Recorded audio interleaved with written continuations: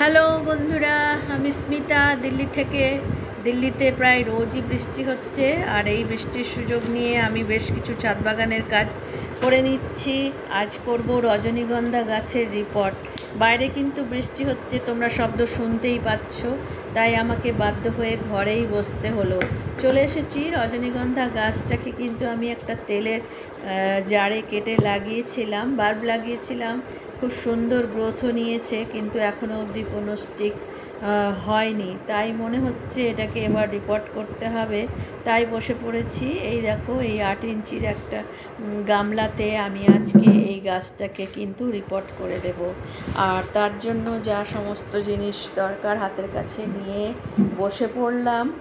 আর এবারে যেটা করব সেটা হচ্ছে এই গামলার ছিদ্রগুলোকে আমি এই কাপড়টা দিয়ে ঢেকে দেবো। আমি সব থেকে নিচে কিন্তু সুতির কাপড় ইউজ করি। এটা একটা গেঞ্জি ছেঁড়ার টুকরো, এটাকে দিয়ে দেখো হোলগুলোকে খুব সুন্দর করে ঢেকে দিলাম।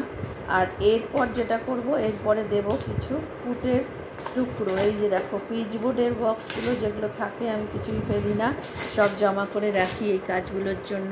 গামলার নিচের দিকে একদম খুব সুন্দর করে বেশ কিছুটা কুট কিন্তু আমি ছিঁড়ে ছিঁড়ে দিয়ে নেব।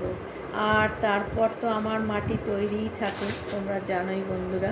এই দেখো, সুন্দর করে এখন আমি কুটের কাগজগুলো ছোটো ছোটো টুকরো করে দিয়ে নিচ্ছি।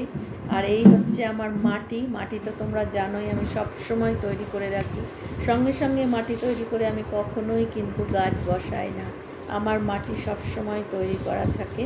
তার মধ্যেই আমি মাটির মধ্যে সবজির খোসা, চুন, পটাশ, চায়ের পাতা, নিম খোল, বোন মিল সব কিছু মিলিয়ে বেশ কিছুদিন ধরে রেখে দিই। তারপরে দেখো কি সুন্দর ঝুরঝুরে মাটি, তোমরা দেখতেই পাচ্ছ। এই মাটি দিয়ে সুন্দর করে গামলাটাকে ভরে নেব। বেশ কিছুটা ভরে নেওয়ার পর তারপর কিন্তু আমি এই দেখো গাছটাকে তুলে নিয়েছি। সেই গাছটাকে আবার বেশ শেকড় সর্দি অনেকটা মাটিও কিন্তু রয়েছে, খুব সাবধানে সুন্দর করে এটাকে বের করে নিলাম। এবার এখানে আমি এই দেখো সমান করে মাটিগুলোকে বসিয়ে দেব। আর এবার এই গোড়াটাকে কিন্তু আমি এর ভেতর পটের ভেতর রেখে দিচ্ছি। দেখতে পাচ্ছ কত ঝাপটা হয়েছে গাছটা, কিন্তু স্টিক আসছিল না। আমার মনে হচ্ছে যে জায়গাটা ছোট হয়ে গেছিলো এবং ওতে বেশি মাটিও ছিল না, তাই জন্যই হয়তো ফুল আসতে পারছে না। এই বর্ষাকালে কিন্তু রজনীগন্ধা গাছে স্টিক বেরোয়। আমার অন্য একটা গামলাতে কিন্তু একটা স্টিক বেরিয়েছিল, ফুলও ফুটেছে। ওটা যেহেতু সিঁড়িতে আছে তাই তোমাদের আর নিয়ে দেখানো হয়নি। এবার খুব সুন্দর করে মাটিগুলোকে ফিল আপ করে দেবো, কোথাও যেন গ্যাপ না থাকে। চেপে চেপে মাটি দিয়ে খুব সুন্দর করে গাছটাকে বসিয়ে দিলাম। আর তারপর যেটা করব, বাইরে তো খুব বৃষ্টি, মাটিগুলো তোমরা ভেজা ভেজা দেখতেই পাচ্ছ।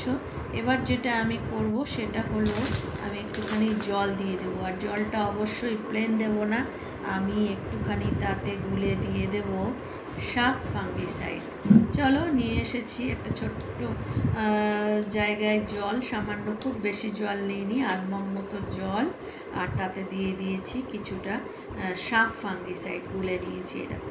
আর সুন্দর করে এবার এইখানে দিয়ে দিচ্ছি গাছগুলোতে, গামলাটাতে। খুব বেশি ওভারফ্লো কিন্তু আমি করলাম না, যেহেতু ঘরের ভেতর টবটা রেখেছি তো গোটা ঘরটা কাদা কাদা হয়ে যাবে। আর এই সুন্দর করে সাপ ফাঙ্গিসাইডগুলো জলটা দিয়ে গাছটাকে এবার কিন্তু আমি বাইরে বের করে দেব। তবে একদম খোলা আকাশের নিচে রাখবো না, একটুখানি শেডেই আমার যে স্ট্যান্ড আছে সেই স্ট্যান্ডেই দেখো অনেকগুলো গাছের মাঝখানে এই গাছটাকে আমি এখন রেখে দিলাম। আর তারপরে আমি বৃষ্টি কমে গেলে এটাকে আবার ছাদে কিন্তু নামিয়ে দেবো। টাটা বন্ধুরা।